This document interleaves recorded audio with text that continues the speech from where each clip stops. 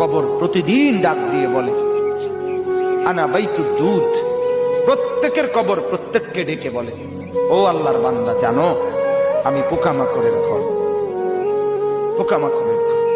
তুমি তো সেই বান্দা যে একটা মশা কানের পাশ দিয়ে উড়ে গেলে তোমার ঘুম বন্ধ হয়ে যায়, চোখ মিলে যায়।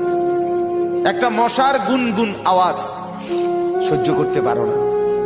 একবার কয়েল, একবার অ্যারোসল, একবার মশারি, এরপরও তুমি চাও যে একটা মশাও যেন আমার কানের কাছে গুনগুন না করে।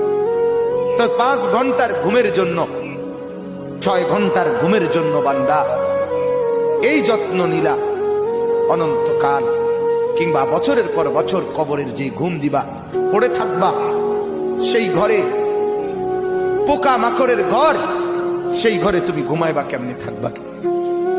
আমার বাপ, আমি থাকবো কিভাবে?